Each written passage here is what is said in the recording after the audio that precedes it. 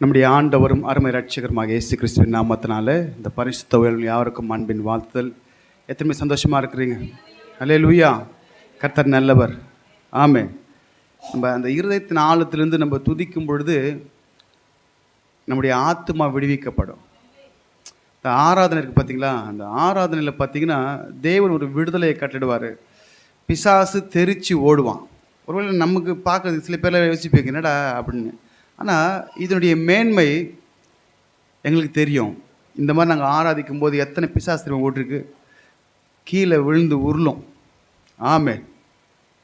அதுதான் துதியினுடைய மேன்மை. சிலுவையின் உபதேசம் கெட்டு பொருளுக்கு பைத்தியமாய் தோன்றும், நமக்கோ அது தேவ பலன். உருளுந்து பெறல்றது உங்கள் விடுதலை யாருது கண் கூட நாங்கள் பார்த்துருக்குறோம். அதனால்தான் வருகிற நீங்கள் விடுதலை அடைய வேண்டும் என்று தான் இந்த ஆராதனை.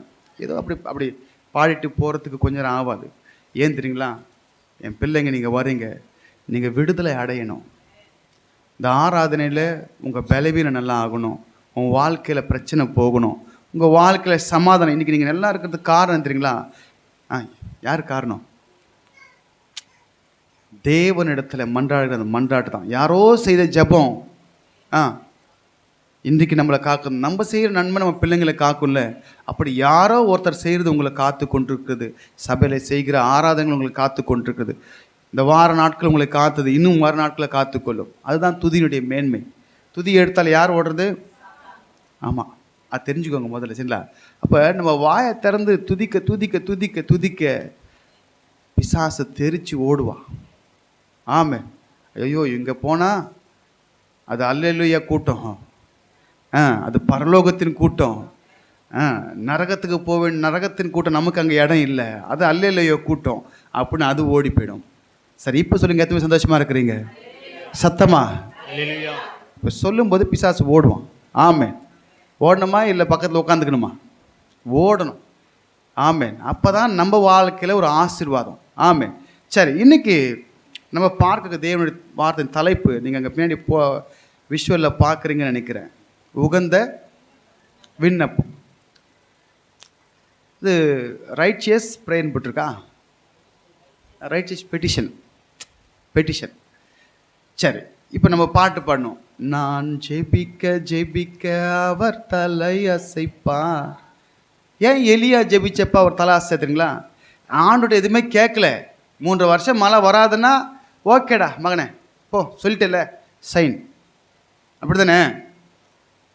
ஆண்டவர் சொல்ல 3 வருஷம் நிறைய தீர்க்க தரிசன இடத்துல சொல்ல வைப்பார். ஆனால் எலியா கிட்ட அப்படி சொல்லவே இல்லை.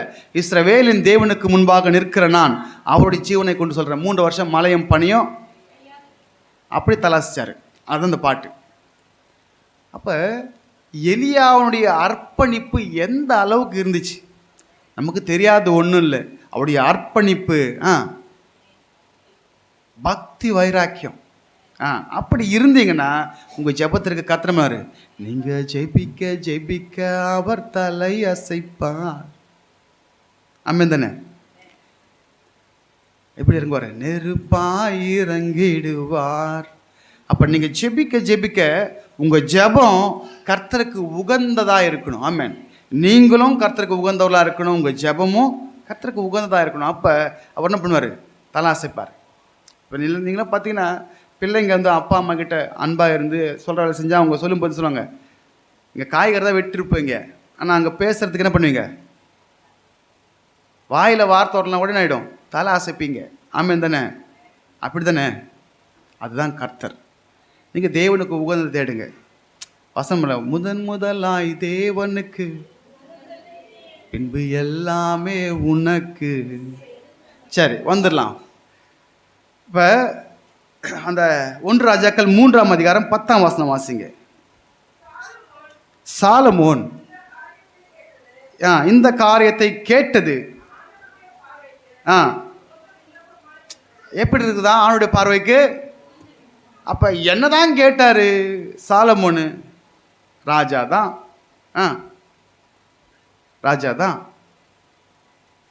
அவரு. ராஜா வீட்டு கண்ணு குட்டி தான். ஆனாலும் தேவனிடத்தில் ஒரு விண்ணப்பத்தை கேட்டார். பொதுவாகவே எல்லாம் உடைய மனுஷன் யாருமே கிடையாதுங்க. மனிதனிடத்துல ஏதோ ஒன்று குறைவு இருக்கும். அப்படி இந்த சாலமோன் இடத்துல குறைவு இருக்கு. என்ன இருக்குன்னா, பெரிய பதவி இருக்கு, ஆனால் நடத்துகிற ஞானம் இல்லை. இப்போ ஞானத்தை தான் கேட்டிருக்காரு சாலமோன். அது தேவனுடைய பார்வைக்கு எப்படி இருக்கு? உகந்ததாக இருக்குன்னு சொல்லப்பட்டிருக்கு. சரி, 2 நாளாகமும் அதனுடைய 10ஆம் வசனம் வாசிங்க. 2 நாளாகமும் 1:10. இப்போதும் நான் இந்த ஜனத்திற்கு முன்பாக போக்கும் வருத்தமாய்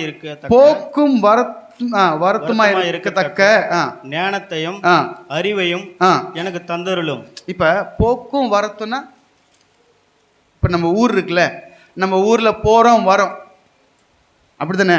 நம்ம தெருவில் நம்ம போயிட்டு வரோம் போயிட்டு இருமாங்களா, பார்த்தோன்னு சொல்லணும், செம்ம டேலண்ட் பையன்ப்பா, நல்ல பயங்கரமான டேலண்ட்டு, அப்படி சொல்லமா இல்லைங்களா? பயங்கரமாக நல்ல பையன், நல்ல எந்த பழக்கம் இல்லை, கெட்ட பழக்கம் இல்லை, நல்ல பையன், நல்ல அறிவு, நல்ல பையன் அப்படின்னு அப்படி தானே? அப்படி தான் இவர் கேட்குறாரு. நான் ராஜாவாக இருக்கிறேன், இப்போ போயிட்டு வரேன், என் மேலே ஒரு குற்றமாக இருக்கக்கூடாது, எங்கள் அப்பா ஜனங்கள் நடத்தினது போல், நீதியாய் நடத்தினது போல் நானும் நடத்தணும். எங்கள் அப்பா அந்த நாட்களில் 30 வயசில் தான் சமஸ்திஸ்திரமில் ராஜா ஆனார். இப்போ நான் ராஜான வயசு. ஆக்சுவலாக அந்த அவர் ராஜாவான வயசு பார்த்தீங்கன்னா 12லேருந்து 20 சொல்லப்பட்டிருக்கு. எத்தனை வயசா? 12லேருந்து 20 வயசுக்குள்ளேயே. எந்த அளவுக்கு ஒரு ஞானம் இருந்திருக்கும், குறைவாக தான் இருந்திருக்கும். அதனால் எவ்வளோ அந்த ஜனங்களை ஆளுவதற்கு முதல்ல என்ன வேணும்? இப்போ உதாரணத்துக்கு சொல்கிறேன், இந்த தமிழ்நாட்டை ஆளுவதற்கு என்ன வேணும்? எந்தெந்த இடத்துல எந்த பணி செய்யணும், யாருக்கு என்ன செய்யணும்னு ஞானம் வேணும். எல்லாத்துக்கும் ஞானம் தான் பிரதானம். ஆமென் தானே? அப்போ இஸ்ரவேல் ஒரு தேசத்தை ஆளுவதற்கு, இந்தியா என்கிற ஒரு தேசத்தை ஆளுவதற்கு என்ன வேணும்? ஞானமே பிரதானம். அப்படி தானே? ஞானம் இருந்தால் தான் நம்ம நாடு தப்பிச்சுக்கும். இல்லைன்னா ஸ்ரீலங்கா மாதிரி என்ன ஆகிடும்? புரியுதா இல்லைங்களா? ஸ்ரீலங்கா திவாலா. அப்போ ஒரு தேசம் நன்மை அடைவதற்கு, ஒரு தேசம் சேமமாக இருப்பதற்கு ஞானமே பிரதானம். அப்போ சொல்கிறாரு, இப்போதும் நான் இந்த ஜனத்திற்கு முன்பாக போக்கும் வருத்தமாக இருக்கத்தக்க ஞானத்தையும் அறிவையும் எனக்கு தந்தரலுங்கன்றாரு. இவர் கேட்டது கர்த்தருக்கு ரொம்ப பிரியமாக இருந்துச்சான். ஆமென் தானே? இப்போ இந்த ஞானம் அறிவு ஒரு மனுஷனுக்கு ரொம்ப ரொம்ப முக்கியமானது. நீதிமொழிகள் 3:13 சொல்லப்பட்டிருக்கு. நீதிமொழிகள் 3, நான் கடைசியாக வரேன், ஏன் அவர் கேட்டார் உகந்த விண்ணப்பமாக இருந்துன்னு சொல்கிறேன்.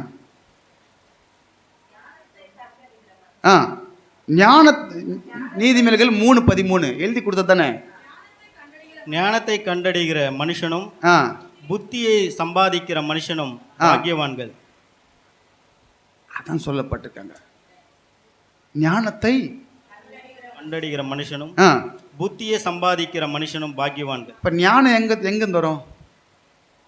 கர்த்தர் தான் ஞானத்தை கொடுக்கிறவர். அப்புறம் புத்தியை சம்பாதிக்கிறதான். புத்தியை சம்பாதிக்க முடியுமா? உங்கள்தாங்க கேட்குறேன்.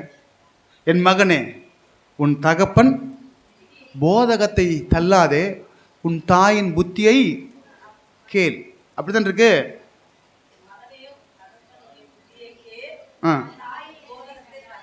தகப்பன் புத்தியை கேளு, மாற்றி சொல்லிட்டேனா? அப்போ புத்திமதி எங்கே தெரியுமா வரும்? முதல்ல வீட்டில் தான் வரும். ஏசப்பா பற்றி நீங்கள் உங்கள் பிள்ளைங்களுக்கு சொல்லி கொடுத்ததா முதல்ல இருக்குது.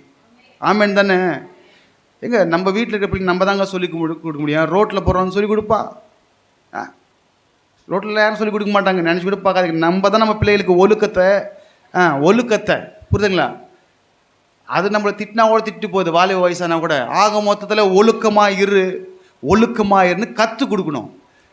ஏன்னா ஒழுக்கம்தான் உன்னை மேலே கொண்டு போய் விடும். ஒழுக்கம் இல்லைன்னா கஷ்டம். அப்படி தானே? தேவனுக்கு முன்பாகவும் மனுஷருக்கு முன்பாகவும் ஒழுங்கு தான் மிக மிக முக்கியமானது. சரி, அப்போ இங்கே சொல்கிற வார்த்தை, ஞானத்தை கண்டடைகிற மனுஷனும் புத்தியை சம்பாதிக்கிற மனுஷனும் அப்படி தான் சொல்லப்பட்டிருக்கு. ஆனால் இங்கிலீஷில் சொல்லப்பட்டிருக்கு, happy is the man that findeth wisdom. ஏங்க உங்ககிட்ட ஞானம் இருந்துச்சுன்னா சந்தோஷமாக இருப்பேன்னு சொல்லப்பட்டிருக்காங்க. அப்படி தானே? தமிழில் பாக்கியவான் இருக்காங்க, என்ன போட்டிருக்கு? முட்டாள் மாதிரி காரியம் பண்ணால் ஐயோ தெரியாமல் பண்ணிட்டேன் ஐயோ அப்படின்னு உட்காந்து அழ வேண்டியது தான், புத்தி இல்லாமல் பண்ணிட்டேன். நான் என்ன சொன்னேன், புத்தி இருந்தால் என்ன பண்ண மாட்டோம், புத்தி இல்லாத காரியத்தை பண்ண மாட்டோம். அப்படி தானே? அப்படி தானே? புத்தி தான் முக்கியம். சரி, அப்போ இங்கே சொல்லப்பட்ட வார்த்தை happy is the man that findeth wisdom and the man that getteth understanding. விஸ்டம்னா ஞானம், புத்தினா அண்டர்ஸ்டாண்டிங். முதல்ல ஞானம் வேணும், அது கர்த்தரிடத்தில் கேட்கணும். அதுக்கப்புறம் புத்தி வந்து அண்டர்ஸ்டாண்ட் பண்ணுறாங்க. எதை அண்டர்ஸ்டாண்ட் பண்ணணும்? பகுத்தறிகிற வரம். சரிங்களா? உங்களை கேட்டால் உங்கள் வீட்டுக்காரை பற்றி நீங்கள் சொல்லுவீங்க கரெக்டாக. உங்களை கேட்டால் இந்த பக்கம் கேட்டால் உங்கள் மனையை பற்றி சொல்லுவீங்க. ஏன்னா நீங்கள் 2 பேரும் ஒன்றா இருக்கிறதால யாரை அவங்கள பற்றி உங்களுக்கு நல்லா தெரியும், உங்களை பற்றி அவங்களுக்கு நல்லா தெரியும். உங்களை பற்றி கேட்டால் இவங்க சொல்லிவிடுவாங்க. பாருங்கள், மனைவி கிட்ட கேட்டால் வீட்டுக்காரை பற்றி தெரிஞ்சிடும், வீட்டுக்காரர்கிட்ட கேட்டால் மனைவி பற்றி தெரிஞ்சிடும். ஆமாம் தானே? அதான் அண்டர்ஸ்டாண்டிங்.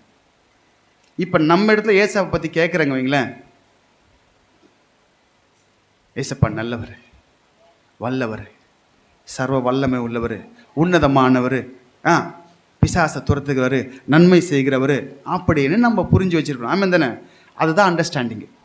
அப்போ இங்கே சொல்லப்படுற வார்த்தை happy is the man that findeth wisdom and the man that getteth understanding. ஞானமும் புத்தியும் தான் ஒரு மனுஷனை மேல் நோக்கி போக செய்யும். அப்படி தானே? எல்லாத்துக்கும் ஞானம் தான் பிரதானம். ஒரு இடத்துல போயிட்டு வேலை செய்கிற இடத்துல என்ன தான் வேணும்? முதல்ல சொன்ன வேலையை கரெக்டாக செஞ்சால் ஞானி, சொன்ன வேலையை தப்பாக செஞ்சால் என்ன சொல்லுவாங்க?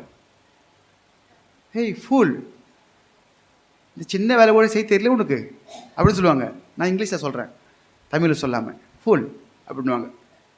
உன்னை நம்பி நான் என்ன மேன் வேலை சொல்கிறது, இந்த சின்ன வேலையே செய்ய தெரியல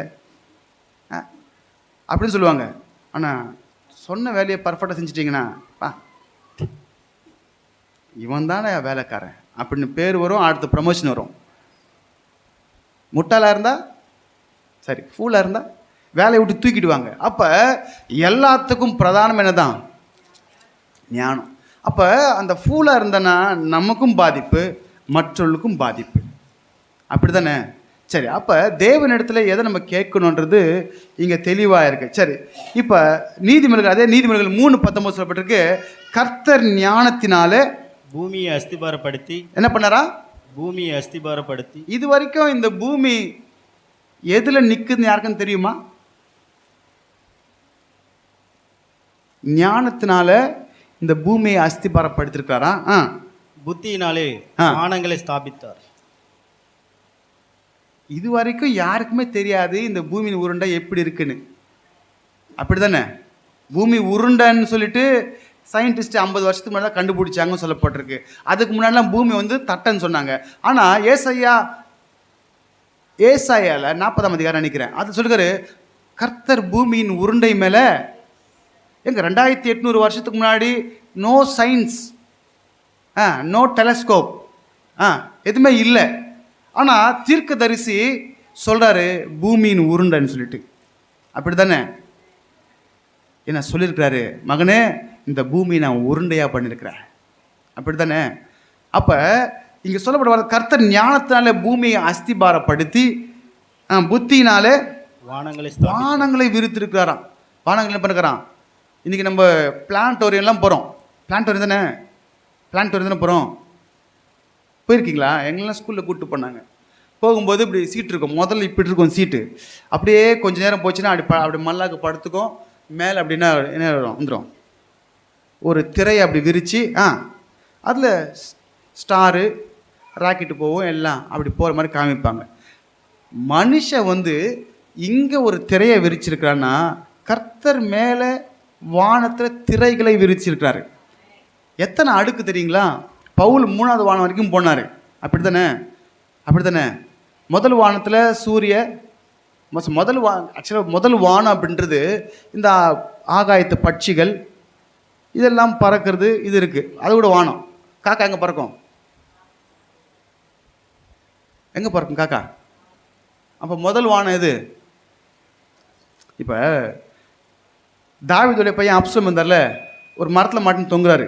அவன் பூமிக்கும் வானத்துக்கும் நடுவாய் தொங்கினான்னு சொல்லப்பட்டிருக்கு. அப்போ கொஞ்சம் பூமியிலேருந்து மேலே இப்படி வந்தோடனே இப்போ நம்ம கூட எங்கே தான் இருக்கிறோம்?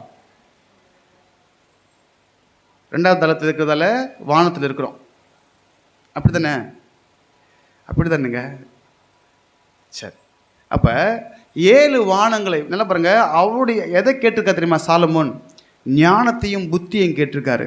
தேவன் இந்த பூமியை எந்த ஒரு சப்போர்ட் பேலன்ஸ் இல்லாமல் இந்த பூமியை ஞானமாய் தொங்க விட்டுருக்கிறாரு.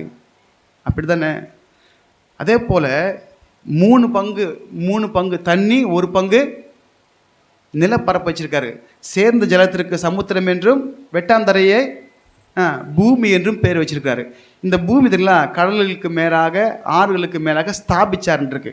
அப்போ நம்ம வாழ்வதற்காக தேவன் ஏற்படுத்தின இந்த இடம்தான் பூமி. சரிங்களா? வேற எந்த கிரகத்துலேயும் ஆக்சிஜன் கிடையாது. நமக்கு தான் கத்திரம் இருக்காரு ஆக்சிஜன் கொடுத்து சூப்பராக ஞானமாக என்ன பண்ணிருக்காரு, இந்த பூமியை படைத்து நமக்கு ஒரு ஸ்பியரை வச்சு அதுக்குள்ளே ஆக்சிஜன் லாக் பண்ணி வச்சுருக்காரு. மூணுலாம் போனாங்க அங்கே இருக்காது. மூணுலாம் ஆக்சிஜன் இருக்காது. இருக்குமா? இருக்குமா? மூணில் இருக்காது. தண்ணி ஊற்றின அப்படியே தண்ணி பண்ணும், பபுள்ஸ் அப்படி மிதக்கும். அதுதான் கர்த்தருடைய ஞானம். ஆனால் இங்கே தண்ணி ஊற்றி பாருங்கள், நீங்கள் தண்ணி கீழே விடும். சரிங்களா? அப்படி ஞானமாக இந்த பூமியை உண்டாக்கி எத்தனை வானங்கள்? 7 வானங்களை கர்த்தனை பண்ணார், தமது புத்தியினால் ஸ்தாபித்தார். நல்லா பாருங்கள், ஞானம் புத்தி ரொம்ப ரொம்ப முக்கியங்க. நீங்கள் இதை பெற்றுக்கொண்டீங்களேன், உங்கள் ஜெபத்துக்கெல்லாம் கர்த்தனை பண்ணுவார். உங்கள் ஜெபம் மாறும். நீங்கள் ஜெபிக்க கர்த்தனை பண்ணுவார் அப்படின்னுவார். இன்னைக்கு ஒரு தீர்மானத்தை எடுங்க. ஆண்டவரே, இனிமே என் ஜெபம் ஸ்டைல் மாறணும்.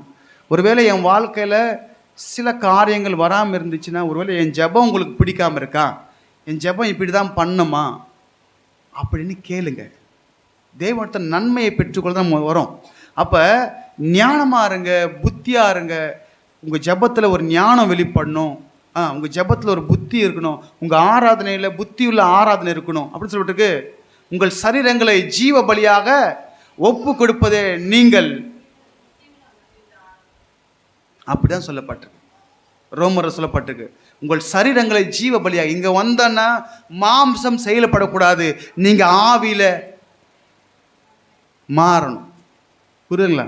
அதான் சொன்னார் ரோமருக்கு, உங்கள் சரீரங்களை இங்கே வந்தால் ஜீவ பலியாக ஒப்பு கொடுத்துட்டு இதுவே நீங்கள் செய்யத்தக்க புத்தியுள்ள ஆராதனை என்று சொல்லப்பட்டிருக்கு.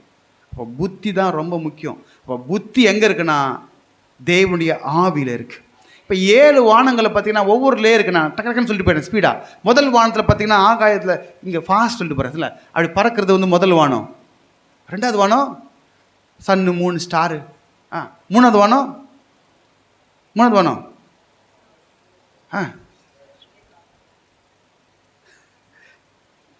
இலைப்பார்கள், பரிசுத்தம் இலைப்பாரிடம். அங்கிருந்தா என்னாச்சு? மன்னா. தூதர்கள் உண்ணும் உணவால் உந்தன் ஜனங்களை போஷித்தீரே. அங்கிருந்தா மன்னா வந்துச்சான். எங்க? சூரியனை தாண்டி, காகங்களை தாண்டி, பட்சிகளை தாண்டி, எல்லாத்தையும் தாண்டி இந்த பூமியில் மன்னாவை போட்டார். எங்கேருந்து? 3வது வானத்திலேருந்து. 4வது வானம் அப்படி பார்த்தீங்கன்னா, அங்கே பார்த்தீங்கன்னா அது 4வதுல இருந்தால் பரலோகம்னு சொல்லுவாங்க. சரிங்களா? அங்கே ஒரு என்ன இருக்குது? ஒரு ஆலயம் இருக்குது. அதுக்கு பிரதான தூதனாய் யாரை வச்சுக்காரு? மிகாயேலை வைத்திருக்காரு என்று சில ஏடுகள் சொல்லுது. சரிங்களா? நம்ம ரொம்ப ஆழமாக உள்ளே போதில்லை. 4வது வானத்தில் புதிய எருசலேம் நமக்கு வரும் பரலோகத்திலேருந்து. சரிங்களா? 5வது வானம் பார்த்தீங்கன்னா சேனைகள் இருக்கிற இடம். சேனைகளின் கர்த்தர் அவர் பரிசுத்தர் பரிசுத்தர் பரிசுத்தர் அப்படி சொல்கிறோம். ஆண்டு வரும்போது எப்படி வருவார்? அப்படிதான் பாடுறோம், சேனைகளின் கர்த்தர். அப்படியே சேனைகள் தங்குகிற இடம் தான் 5வது வானம். அப்படி ஒவ்வொரு லேயராக வச்சிருக்கிறாராம். ஆனால் பார்க்கறதுக்கு எப்படி தெரியுது? இங்கேருந்து ப்ளூவாக இருக்கு. என்னைக்காவது யோசிச்சிங்களா ஏன் வானம் ப்ளூவாக இருக்குன்னு? பச்சையாக இருந்திருக்கலாம்ல, சிகப்பாக இருந்திருக்கலாம்ல, இல்லை கருப்பாக இருந்திருக்கலாம்ல. கேட்குறவங்கள கடல் ப்ளூவா கடலுடைய நிறம் என்ன? வாட்டருக்கு தண்ணிக்கு கலர் இருக்கா? தண்ணிக்கு கலர் இருக்கா? ஆனால் ப்ளூவாக இருக்குது. ஏன் ப்ளூவாக இருக்குது? மேலே இருக்கிற அந்த அந்த வானத்தினுடைய அந்த வெளிச்சம் இந்த பூமி அந்த தண்ணியில் படுறதால ப்ளூவாக தெரியுது. மேகமூட்டமாக இருந்துச்சுன்னா கருப்பாக தெரியும். அப்போ ஏன் வானத்தை ப்ளூவாக வச்சுருக்கா? அதுக்கு இருக்குது, அதுக்கு வேணாலும் பார்த்துக்கலாம். சரி, அதுக்கப்புறம் பார்த்தீங்கன்னா தேவனுடைய பொக்கிஷங்கள் வைத்திருக்கிற இடம் தான் 6வது வானம் என்று சொல்லப்பட்டிருக்கு. அங்கே தான் கல்மலை என்னென்னமோ வச்சுருக்காராம் நியாயத்தீர்ப்பு நாளுக்கு என்று. சரிங்களா? நம்ம அதை பார்க்குறோம். எங்கே பார்க்குறோம்? யோசுவா 10ஆம் அதிகாரத்தில் மனுஷன் கொன்னதை விட கர்த்தர் கல்லை போட்டு கொன்னது அதிகம் அப்படின்னு இருக்கு. சரிங்களா? அப்புறம் 7வது வானம் தான் மோஸ்ட் ஹை. சரிங்களா? தேவனுடைய சிங்காசனம் இருக்கிறது. உயரமும் உன்னதமான சிங்காசனத்தில் வீற்று இருக்கிற அப்படின்னு அவர் சொன்னார். அப்போ தேவன் வந்து இந்த பூமியை ஞானமாக படித்தார். புத்தினாலே 7 வானம். அப்போ எல்லாவற்றையும் செய்வதற்கான ஞானத்தையும் புத்தியை தான் சாலமன் கேட்டிருக்கார். ஆண்டவரே, உமக்குள்ளே இருக்கிற அந்த ஞானம் புத்தி வேணும். ஏன்னா உங்கள் ஜனங்க, இந்த ஜனங்களை நடத்துவதற்கு ஞானம் வேணும், புத்தி வேணும் அப்படின்னு சொன்ன அவருக்கு ரொம்ப பிடிச்சி போச்சு. யாருக்கு பிடிச்சி போச்சு? ஆண்டுக்கு பிடிச்சி போச்சு. பிடிச்சி தான் சொல்கிறாரு. சரி, 2 நாளாகமும் 1:11 வாசிங்களேன். 1:11 2 நாளாகமும் 1ஆம் அதிகாரம். அப்பொழுது தேவன் சாலமோனை நோக்கி, இந்த விருப்பம் உன் இருதயத்தில் இருந்தபடியாலும் நீ ஐஸ்வர்யத்தையும். இவர் எதை கேட்கல? பிரேயர்ல பார்த்தீங்கன்னா எதை கேட்கல? டப்பு கேட்கல. உங்களுக்கு புரியுமா சொல்ல? டப்பு கேட்கல. அப்படித்தானே? இதுதான் ரகசியம் இருக்குங்க. அப்போ டப்பு கேட்கலன்னா மாட்டுவாங்க. ஒரு பெருக்கத்தை கேட்கல, ஆனரை கேட்கல, கனத்தை கேட்கல. வாசிங்க, நீங்க ஒரு ஆள் வாசிக்கணும்ல. அப்பொழுது தேவன் சாலமோனை நோக்கி, இந்த விருப்பம் உன் இருதயத்தில் இருந்தபடியாலும் நீ ஐஸ்வர்யத்தையும் சம்பத்தையும் கனத்தையும் உன் பகைஞரின் பிராணனையும் சத்துருடைய உயிரை கேட்கல. அப்புறம் நீடித்த ஆயுசையும் கேளாமல் நான் உன்னை அரசால பண்ணின என் ஜனத்தை நியாயம் விசாரிக்கத்தக்க ஞானத்தையும் விவேகத்தையும் நீ கேட்டபடியினாலும் ஞானமும் விவேகமும் தந்திருக்கிறதும் அல்லாமல். சரி இருங்க, இப்ப எதை கேட்டிருக்காரு அவரு? ஞானமும் விவேகம். பாருங்க, தேவன் சொல்ற ஒவ்வொரு வார்த்தையிலும் ஆழம் இருக்கும். சாலமோனே, நீ இதெல்லாம் கேட்கவே இல்லையப்பா. ஏன்னா நிறைய ராஜாக்களை தான் கேட்பாங்க, அப்படிதான் கேட்பாங்க. பயங்கரமாக இருக்கணும், ஃபேமஸாக இருக்கணும், மற்ற ஜனங்களை பார்க்கல எப்படி பயங்கரமாக இருக்கணும், என் நாடு சூப்பராக இருக்கணும், அப்படிலாம் கேட்பாங்க. ஆனால் இவர் அப்படி கேட்கல. ஆண்டவரே, நீங்கள் நம்பி எனக்கு கொடுத்த இந்த வேலையை நான் உண்மையாக செய்யறதுக்கு ஞானம் விவேகம். விவேகம் என்னது? விவேகத்தை என்ன போட்டு இங்கிலீஷில்? நாலேஜா? நாலேஜ் எப்படின்னா, எத்தனை பேருக்கு ஜென்ரல் நாலேஜ் இருக்கு? ஜென்ரல் நாலேஜ் இருக்கா? சரி, நான் உங்களுக்கு டக்குன்னு கேட்குறேன், நமக்கு சயின்டிஸ்ட் யாராக இருந்தது? எங்க இதெல்லாம் ஜென்ரல் நாலேஜ் கொஸ்டினுங்க.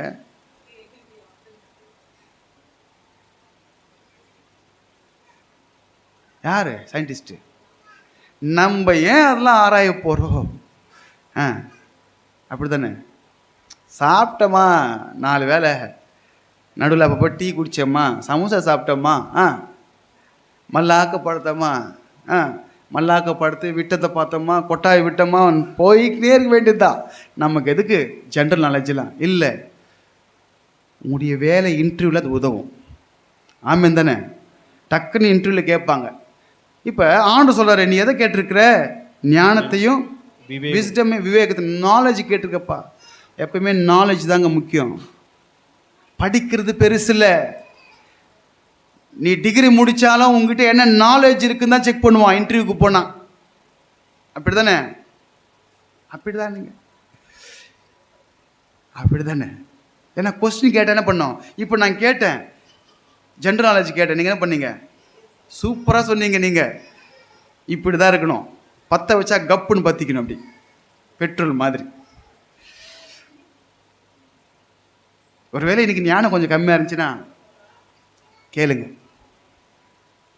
அப்புறம் விவேகம் கம்மியாக இருந்துச்சுன்னா கொஞ்சம் கேளுங்க, ஆண்டவரை கொஞ்சம் நாலேஜ் கொஞ்சம் கொடுங்க.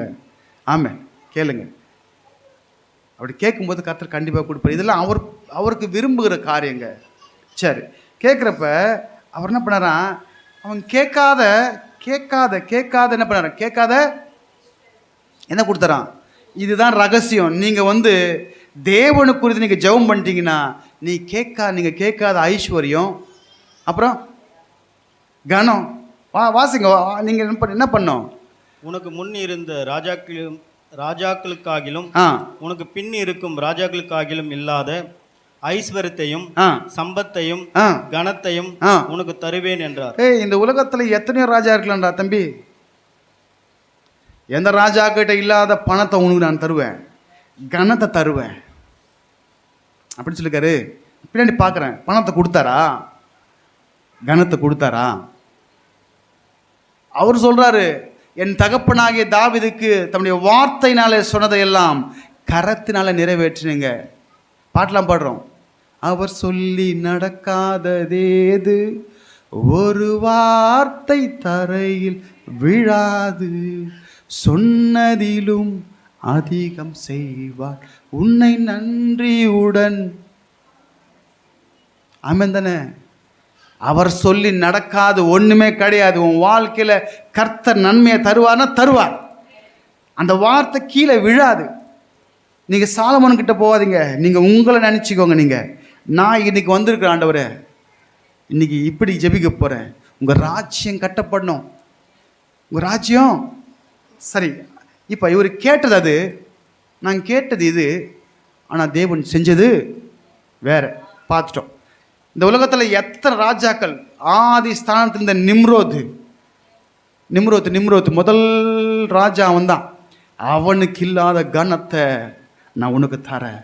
ஆமென். அப்படி கொடுத்தாரா? நான் பின்தான் உங்களுக்கு விவரித்து காமிக்கிறேன். சாலமோனுடைய ஜெபம் தேவனுக்கு உகந்ததாக இருந்ததால் அவனுடைய ஜெபத்தை கர்த்தர் அங்கீகரித்து கேட்டதையும் கொடுத்தாரு, அதை விட பன்மடங்கு அதிகமாக கொடுத்தார். அதான் வசனம் சொல்லுது, மத்தேயு சுவிசேஷம் 6ஆம் அதிகாரம் 33, முதலாவது தேவ ராஜ்யத்தையும் அவருடைய நீதியை தேடுங்கள், அப்பொழுது இவங்க எல்லாம் கூட சொன்னது இயேசு. பாட்டெல்லாம் பாடல என்ன பாடுறோம்?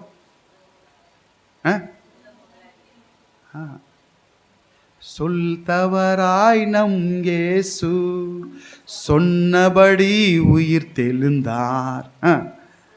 அல்லேலூயா. உங்கள் வாழ்க்கையில் இன்னைக்கு ஜெபிக்கிறீங்க, உங்கள் வாழ்க்கையில் கர்த்தர் மிராக்கிள் பண்ணலன்னா என்ன கேளுங்க. இன்னைக்கு இப்படி ஜெபிங்க, இன்னைக்கு தேதி இன்னைக்கு குறித்து வச்சுக்கோங்க. அவர் சொல்லி நடக்காதது ஏது, ஒரு வார்த்தை தரையில் விழாது. ஏன்னா சொல்லுவது பழைய ஏற்பாட்டில் கர்த்தராகி இயேசு கிறிஸ்து, புதிய ஏற்பாட்டில் கர்த்தர். அப்படி தானே? ஜெபம் இப்படி தான் பண்ணோம்.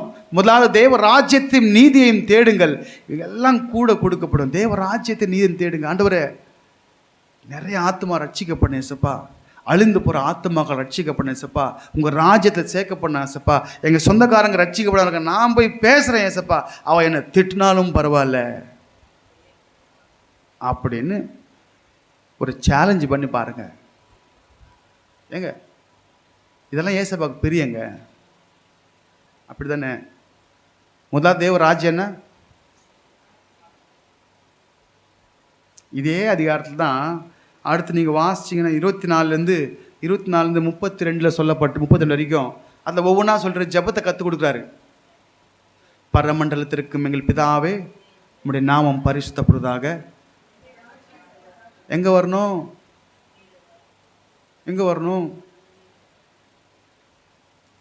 ராஜ்யம்?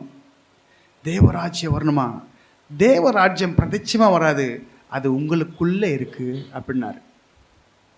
உங்கள் வீட்டில் இருக்கிறவங்களுக்காக ஜெபிங்க, உங்கள் தெருளுக்காக ஜெபிங்க. ஆண்டவரே, ஆத்துமாக்கள் ரட்சிக்கப்படணும், அழிந்து போகிற ஆத்துமாக்கள் உங்கள் ராஜ்யத்திற்கு வரணும், நீங்கள் எங்களை ரட்சித்து போல அவங்கள வரணும்னு நீங்கள் ஜெபிங்க. இதெல்லாம் அவருக்கு ஃபேவரட் ஜெபம். அப்படியே சேர்ந்து உங்கள் ஜெபமும் உள்ளே போயிடும். நீ கேட்காத ஜெபமும் நீ கேட்கணும்னு அவசியம் இல்லைங்க. நீங்கள் வேண்டிக் கொள்வதற்கு முன்பதாகவே உங்களுக்கு என்ன தேவை என்று அவர் உங்கள் பரமபிதா அறிந்திருக்கிறார். அப்படி தானே? அப்போ ஜெபத்தை அப்படி உள்ள நுழைச்சி கொண்டு போகிறதுக்கு முதல்ல இதை போடு, அவரை சாந்தப்படுத்து, அவர் தலையை அசைக்க வை. நான் ஜெபிக்க ஜெபிக்க அசைக்கும் போது டக்குன்னு போட்டு தூக்கிக்குள்ள அவர் பாப்பார், ஏய் நீ கேடு பிடிச்சிட்ட பாயிண்ட்டை. அப்படி தானே? கண்டிப்பாக நீங்கள் தேவனுக்கு உகந்ததை ஜெபிச்சு பாருங்கள். அங்கே ஜெபத்தை தான் கற்றுக் கொடுக்குறாரு. அங்கே தான் ஜெபத்தை கற்றுக் கொடுக்குறாரு, உபவாசத்தை கற்றுக் கொடுக்குறாரு, எப்படி இருக்கணுன்றாரு. ஏங்க அஞ்ஞானிகளை போல நம்ம இருக்கக்கூடாதுன்னு கற்றுக் கொடுத்துருக்காரு. அவங்க தாங்க அதை நாடி தேடி போடுவாங்க. நீங்கள் அதை நாடி தேடி ஓடாதீங்க. தலையாக கிறிஸ்துவை பிடிங்க, ஆசீர்வாதம் வால் உங்கள் பின்னாடி வரப்போகுது. நீங்கள் தலையை பிடிச்சிட்டா வாழை ஏன் பிடிக்க போகிறீங்க? தலையை பிடிங்க, கிறிஸ்துவை பிடிங்க. இங்கே வானமும் பூமியும் பூமியின் நிறைவும் கர்த்தருடையது. பூமியும் அதன் குடிகளும் உலகம் அதில் உள்ளவைகளும் கர்த்தருடைய உடையவைகள். அவரது எல்லாமே.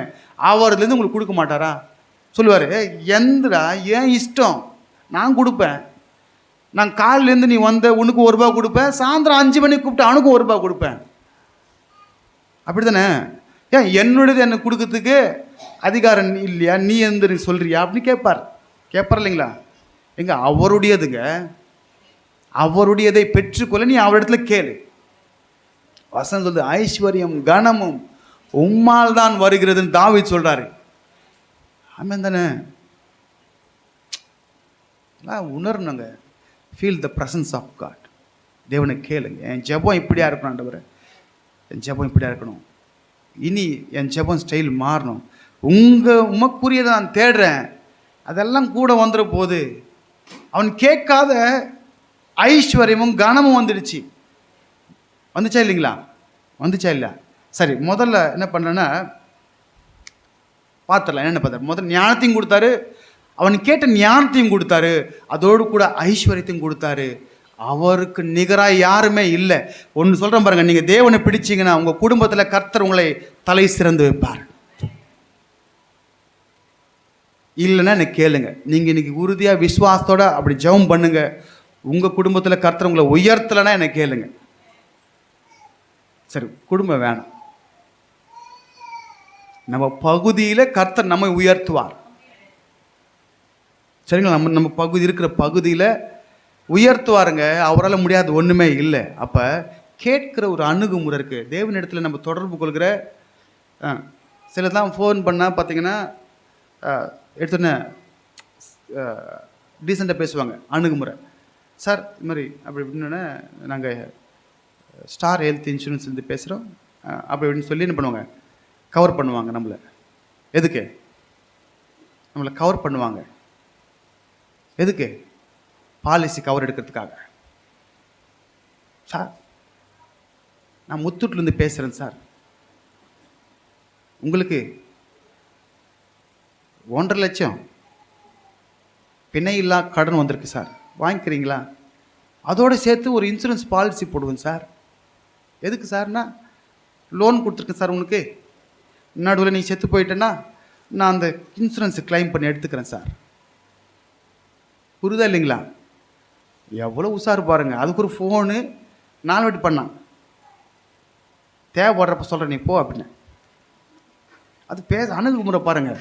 அப்போ இப்பிரபஞ்சத்துக்குரியனே அணுகுமுறை அப்படி இருக்குன்னா, கவரேஜை வச்சு நம்மளை கவர் பண்ண பார்க்குறான்னா, நம்ம கர்த்தரை கவர் பண்ணுறதுக்கு நம்முடைய ஜெபம் எப்படி இருக்கணும்? ஆமாம் இல்லைங்களா? ஆர்டர் சிரிப்பார், அண்ணா ஏய் என்னை கவர் பண்ண அட்ராக்ட் பண்ண பார்க்குறியா, சரி சரி அப்படின்னு செஞ்சுருவார். நம்ம கேட்குற விடவே கூடாது, கேட்கணும். சரிங்களா? கேட்கணும். யாரை கவர் பண்ணணும்? ஏசப்பாவை கவர் பண்ணணும். சரி, ரைட். இப்போ முதல்ல பார்த்தீங்கன்னா பார்த்துடலாம். 1 ராஜாக்கள் 3ஆம் அதிகாரம் 15 பார்த்தீங்கன்னா, சாலமோனுக்கு நித்திரை தெளிந்த பொழுது அது சொப்பனம் என்று அறிந்தான். அவன் எருசலேமுக்கு வந்து ஆ ஆ ஆ இப்போ ஒரு தூங்குறப்ப கர்த்தர் பேசுறாரு, சந்தோஷமாயிட்டாரு. நீ என்ன சொல்லிருக்காரு?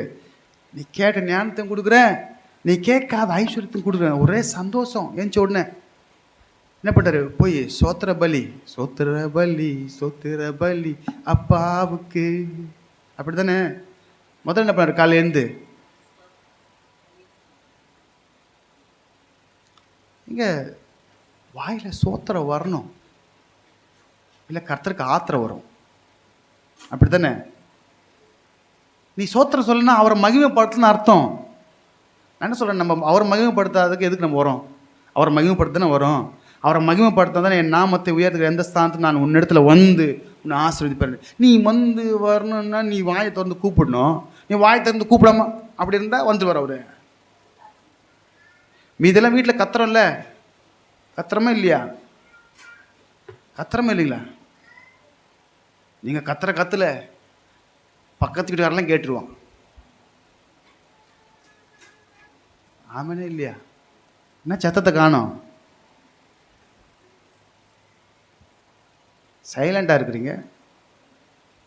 ஓ, வசனத்தை கவனிக்கிறீங்களோ? ரொம்ப நல்ல பிள்ளைங்க. அல்லேலூயா. சரி, இப்போ நித்திர தெளிஞ்சிச்சு அவருக்கு. Happy news. அவருக்கு கடகன்னு போனார், நன்றி சொன்னார், 4 பேருக்கு சாப்பாடை போட்டார். சார் வாங்க தகனபலிகளை செலுத்திட்டு 4 பேருக்கு சாப்பாடை போட்டார். அப்படி தானே? யாருக்கு போட்டார்? ஆ, ஊழியக்காரருக்கு போட்டார். எங்களுக்கு டீ கொடுங்க போதும், எங்களுக்கு விருந்தில் வேணாம். இன்னைக்கு நற்செய்தி கர்த்தர் கொடுக்க போகிறாரு. இன்னைக்கு போகிறீங்க, உங்களுக்கு ஜெபத்துக்கு பதில் கொடுக்க போகிறாரு. நீங்கள் சந்தோஷத்தில் என்ன பண்ண போகிறீங்க? சோத்திரம் சொல்லுங்கள், எங்களுக்கு ஃபோன் பண்ணுங்கள், மறுபடியும் கூப்பிடுங்க, ஜெபம் பண்ணி வரோம், ஒரு டீ கொடுங்க போதும். ஏசப்பா உங்களை ஆசீர்வதிக்கிட்டோம். ஏன்னா நீங்கள் நல்லா இருந்தால் தாங்க எனக்கு சந்தோஷம். நான் எப்பவுமே இந்த ஜெபம் பண்ணுவேன், எங்கள் சபைக்கு வர பிள்ளைங்க நல்லா இருக்கணும் ஏசப்பா. தரித்திரம் ஆவெல்லாம் ஓடணும் இயேசுவின் நாமத்தினால. தரித்திரம் என்ன பண்ணோம்? ஓடினோம். என் பிள்ளைங்களுக்கு கர்த்தர் நீங்கள் என்றைக்குமே எங்கள் பிள்ளைங்களுடைய கை இப்படி கூடாது, இப்படி மாற்றுங்க ஏசப்பா. ஏன்னா ஐஸ்வர்யம் கனமும் உம்மால வருதுன்னு நீங்கள் சொல்லிட்டீங்கள. எவரையும் மேன்மைப்படுத்த பலப்படுத்த உங்கள் கருத்தால் ஆகும்னு சொல்லியிருக்கீங்களே, செய்யுங்க. ஏன்னா வானமும் பூமி அது நிறைவு உங்களுது. அப்படி தானே? சர்வ வல்லவர் நீங்கள். நீங்கள் நினச்சிங்கன்னா ஒரு செகண்டில் செய்வீங்க. நான் அப்படி தான் ஜெபிப்பேன். யாருமே இங்கே வரவும் கஷ்டப்படக்கூடாது. அப்போ நான் ஜெபிக்க கொஞ்சம் ஜெபிச்சுட்டு இருக்கேன், நீங்கள் தான் வாய் திறக்கலை. இன்றைக்கி போய் வாய் திறங்க, உங்கள் வாயை திறங்க, கர்த்தர் நன்மையால் நிரப்புவார். ஆமே. எப்படி திறக்கணும்? சாலமன் மாதிரி திறங்க, சரிங்களா? ரைட். அப்போ இதெல்லாம் செஞ்சுட்டாரு. 3ஆம் அதிகாரம் அடுத்த செகண்டே பாருங்க, அடுத்ததே ஞானம் வெளிப்படுத்து பாருங்க. 16 வாசிச்சனா, 1 ராஜாக்கள் 3:16 அப்பொழுது வேசிகளான இரண்டு ஸ்திரீகள் ராஜாவின் இடத்தில் வந்து, சரி இதெல்லாம் அங்கன்னு சொல்லிட்டு போறேன். 2 வேசிகள் வராங்க, சரிங்களா? 2 வேசிகள் வராங்க. அவங்க 2 பேருக்கு என்ன பண்ணுது? பிள்ளை இருக்கு. இவங்களுக்கு பிறந்து 3 நாள் கழிச்சு அந்த அம்மாவுக்கு பிறக்குது. இந்த அம்மா என்ன பண்ணுறாங்க? ஒரு அம்மா குழந்தைய பக்கத்தில் படுக்க வச்சு குழந்தை மேலே படுத்துட்டாங்க. சொல்லுங்க, எருமை மாடு எப்படி பொறல்து பாரு பெட்டில். அப்படி தானே? சும்மா சொல்கிறேன் புரியுதுக்காக. நம்ம பசங்க திட்டல, பெட்ஷீட்லாம் பாரு அப்படின்னு சொல்லுவோம். காலையில் இருந்தால் பெட்ஷீட்டு மடித்து வைக்கிறது இல்லை, எருமை மாடு அப்படின்னு சொல்லுவாங்க. ஆனால் அதையும் சட்டை பண்ணாமல் அது பாட்டுன்னு போயிட்டுருக்கோம். நீயே மடித்து வச்சுக்கோ. எருமைக்கு வேணும் பொறுமை. சரி, எருமைக்கிட்ட கற்றுக்கணும் பொறுமை. 6 அடித்தாலும் போகாது. அது காரில் கேட்கும். அப்படி பார்த்துட்டு வாழை அப்படி பண்ணிவிட்டு முடிஞ்சால் சேர்த்து தூக்கி நம்ம மேலே அடிச்சுட்டு போயிடும். அதே தான், சரிங்களா? அப்படி இந்த அம்மா மேலே புறன்ட்டாங்க. நான் புரியுதுக்காக சொல்கிறேன் உங்களுக்கு, நீங்கள் தப்பாக போய்விட, சரிங்களா? அப்போ மேலே தூக்கிட்டாங்க. தாய் தன் பாலகனை மறந்தாலும் நான் உன்னை ஒரு அம்மா தன் பிள்ளைக்கு பால் கொடுக்குற நேரத்தில் மறந்தாலும் நான் மறக்க மாட்டேன்னு கர்த்தர் சொல்லியிருக்கிறாரு. அப்படி இந்த அம்மா புள்ள மேலே போறண்டு புள்ள செத்து போச்சு. ஒரு புள்ள கடகடனை பண்ணிட்டாங்க ஞானமா. இந்த புள்ளை தூக்கி அங்கே படுக்க வச்சு அந்த புள்ளை தூக்கி இங்கே படுக்க வச்சுட்டு காலைல ஒன்று தெரியாத மாதிரி இருக்காங்க. இருந்த உடனே காலையில் இருந்தோடனே செத்து போன பார்த்து இது ஏன் புள்ள இல்லையே ஓம் புள்ள அப்படின்னு சொல்லிட்டு ராஜா கிட்டே போகிறாங்க.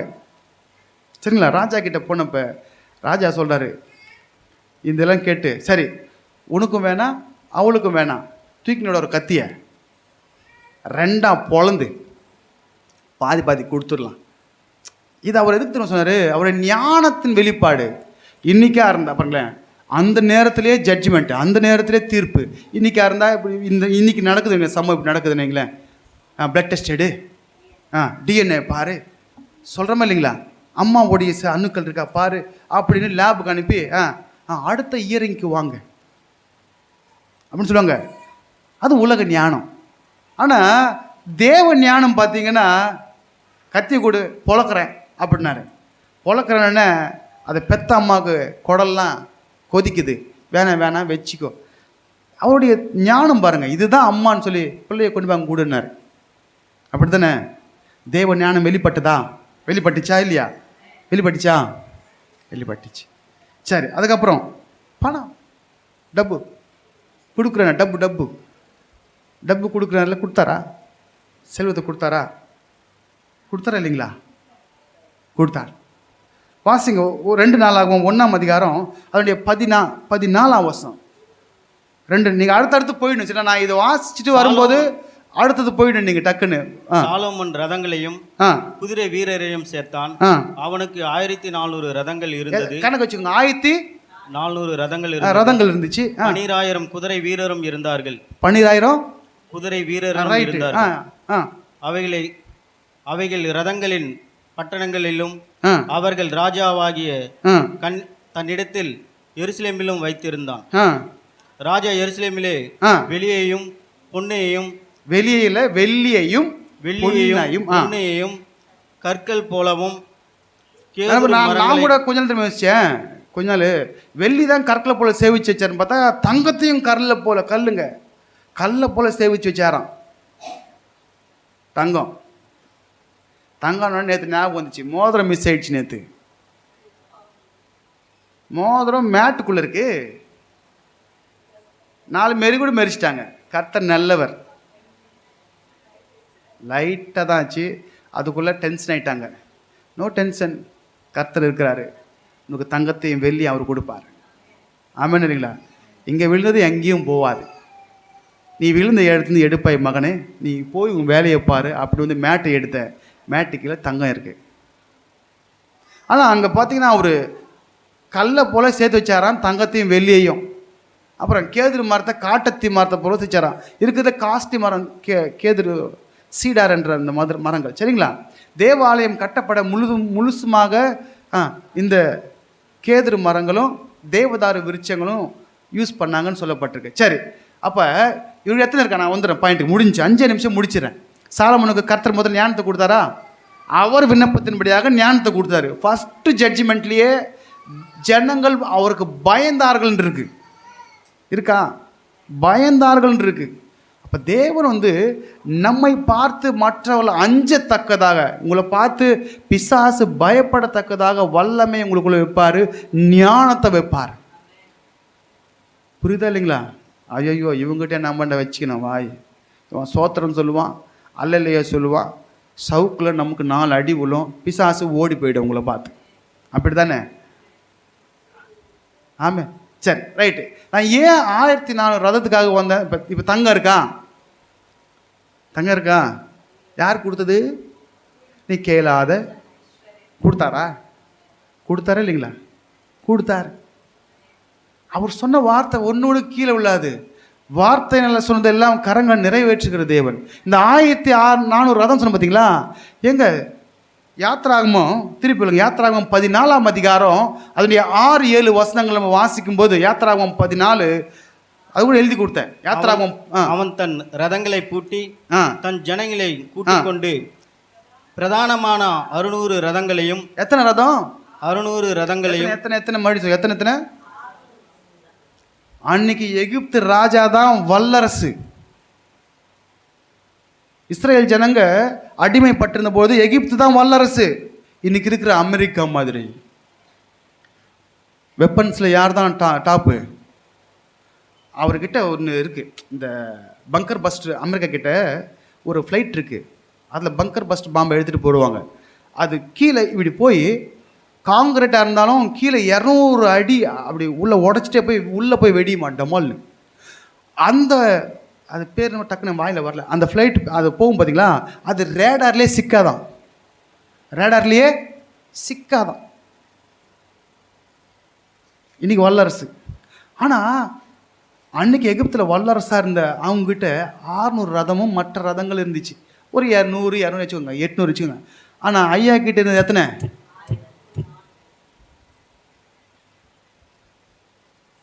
அப்படி தானே? வல்லரசை விட தேவன் 2 மடங்கான வல்லமையை கொடுத்திருக்கிறாரு. அல்லேலூயா. அவர் சொல்லி நடக்காது ஒன்று கூட இல்லை. ஏதோ விளையாட்டுக்கெல்லாம் சொல்லிட்டுலாம் போக மாட்டார். உனக்கு ஒரு வார்த்தை சொன்னார்னா அந்த வார்த்தையை செய்து முடிப்பார்.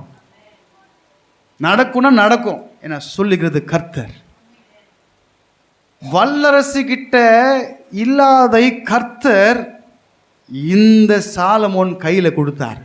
1400 ரதங்களை கொடுத்தார். ஆமென். அப்போ ஒன்று நல்லா புரிஞ்சுக்கோங்க, தேவன் சொல்லுவார் மாத்திரம் அல்ல, அவர் செய்கிறவராக இருக்கார். அப்போ சாலமோனுடைய ஜெபத்திற்கு தேவன் இப்படி சொல்ல காரணம் என்ன? அவருடைய ஜெபம் தேவனுக்கு உகந்ததாக இருந்துச்சு. இன்றைக்கி நீங்கள் கேட்கணும், ஏசப்பா என் ஜெபம் உகந்ததாக இருக்கணும்னா, இன்றைக்கி 40 நிமிஷம் மேலே நீங்கள் பேசியிருக்கிறீங்க, எப்படி நான் ஜெபிக்கணுன்றது பாட்டெலாம் பாடி காமிச்சிருக்கிறீங்க. நான் ஜெபிக்க ஜெபிக்க அவர் தலை அசைப்பா. ஆமெனா இல்லைங்களா? அப்போ இன்றைக்கி நீங்கள் ஒன்று புரிஞ்சுக்கணும், நீங்கள் செய்ய வேண்டியதை அவர் ராஜ்யத்திற்குரிய காரியங்கள் நீங்கள் செஞ்சிட்டே இருங்க. உங்களுக்கு வேண்டியதை கர்த்தர் தாமதமின்றி அந்ததை கொடுத்து உங்களை உயர்த்துவார். அல்லேலூயா. பெற்றுக்கொள்ள வேண்டிய வகையை தெரிஞ்சு கொள்ளுங்க. ஆமென் இல்லைங்களா? ஆமென். கர்த்தர் நல்லவர். இதை சொல்லிட்டு அப்படி போகிறவர் இல்லை. இன்றைக்கி இந்த வார்த்தை உங்களை நோக்கி வருதுன்னா உங்கள் வாழ்க்கையில் சீக்கிரமாய் கர்த்தர் எதையோ செய்ய போகிறாருன்னு நிச்சயம். அல்லேலூயா. விசுவாசித்தால் நீ நம்பின உன் வாழ்க்கையில் கர்த்தர் செய்கிறத பார்ப்பேன். ஏலி சொன்னதை அண்ணா நம்பிட்டு தான் போனாங்க. ஆனால் தேவன் அவருடைய விசுவாசத்தின் நிமித்தம் தேவ மகிமை வெளிப்பட்டது. இன்றைக்கி நான் இங்கே கர்த்தருடைய வார்த்தை உங்ககிட்ட வந்திருக்கு. இன்றைக்கி உங்கள் ஜெபம் மாறணும். பாட்டெலாம் பாடணும், என் கண்ணீர் மாறணும், என் துக்கம் மாறணும், ஒரு வார்த்தை சொல்லும். கண்ணீர் மாறணும், துக்கம் மாறணும்னா உங்கள் ஜெபத்திற்கு பதில் வரணும். அப்போ உன் ஜெபம் ஸ்டைல் மாறணும். மத்தேயு 6 சொல்லியிருக்கிறாரு, இப்படி ஜெபி, உன் வாழ்க்கையில் அடைப்பட்டிருக்கிற தடைப்பட்டிருக்கிற எல்லா காரியங்களும் நான் எடுத்து போடுறேன். அவரை ப்ளீஸ் பண்ணுங்கிற ஜெபமாக இருக்கணுமா? எப்படி இருக்கணுமா? Righteous petition. அதனால் உங்ககிட்ட கொடுக்கப்பட்டிருக்கிறது என்ன தெரியுங்களா? உங்ககிட்ட என்ன கொடுத்துருக்காரு?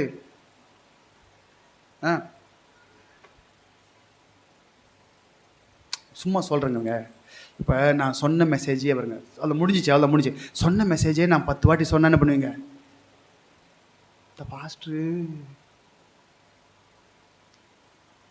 வேற தெரியாது போல் இருக்கு, அரைச்ச மாவியே அரைக்கிறாரு, போன வாரம் சொன்ன மெசேஜ் தான் இன்றைக்கி சொல்லிட்டுருக்காரு அப்படின்னு சொல்லுவீங்களா இல்லைங்களா?